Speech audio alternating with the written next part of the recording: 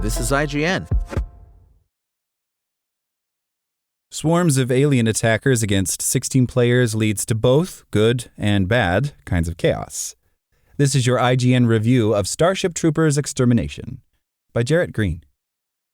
As luck would have it, 2024 turned out to be a rough year to release a co-op multiplayer game featuring a satirical fascistic military force battling hordes and hordes of monstrous bug-like alien creatures. Ironically, of the three major games that fit this description that hit PCs and consoles this year, Starship Troopers Extermination is the least effective at pulling off the mighty few versus the endless enemy motif. Of course, even if it doesn't match the high bar set by Helldivers 2 and Warhammer 40k Space Marine 2, you can have a decent amount of fun with its unique features like larger teams and clever base building sections before the swarm becomes too monotonous. Before diving into the main multiplayer event, Starship Troopers Exterminations offers up an extremely skippable single-level campaign where you can learn the ropes without letting your team down. You play as a nameless soldier in the Special Operations Group, handpicked by General Johnny Rico, portrayed by Casper Van Dien in a less than enthusiastic performance. There really is no plot here, as this mode serves more as a tutorial removed from the chaos of the online environment than a fully fledged story with a beginning, middle, and climactic end.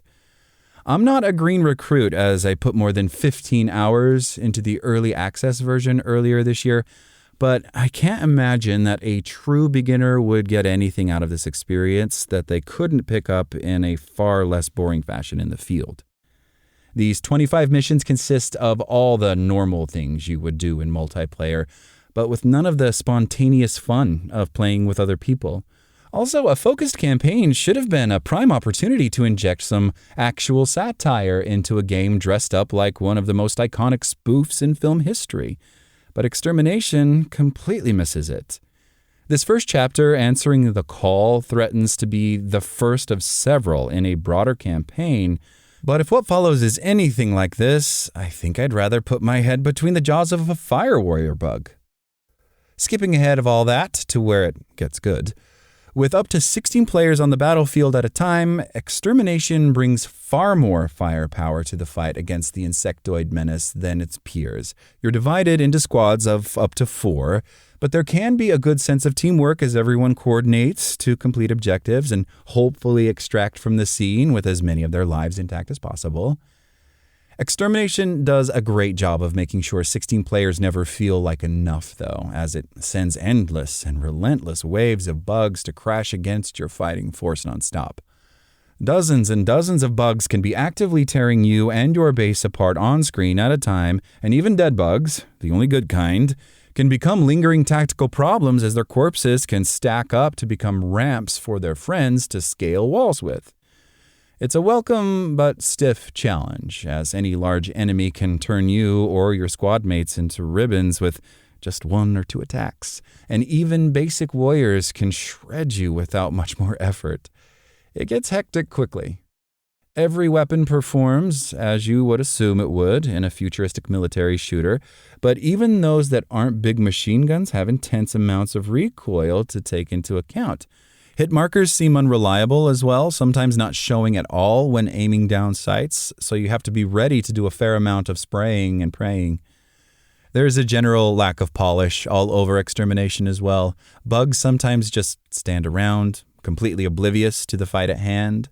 Skills occasionally activate too many times or don't go off at all, often leaving me to shrug my last confused shrug when attempting to drop a mine, only to hold on tight to it instead as I get consumed by the mob. Performance is also a bit shaky.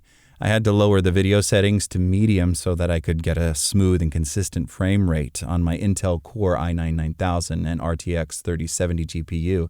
And that's something I don't recall feeling I had to do when I played in early access a year ago. In the Space Imperialist versus Alien War for Your Attention, Starship Troopers Extermination brings a knife to a nuke fight.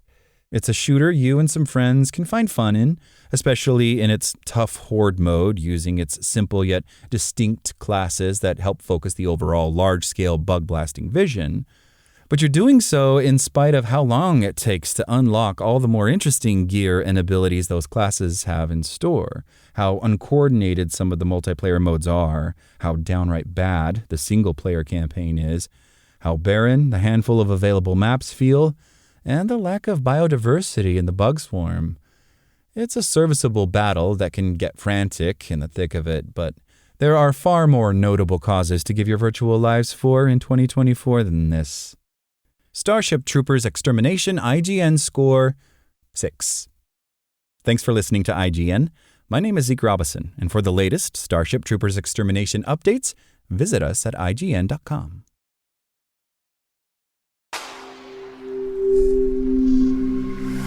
Spoken Layer.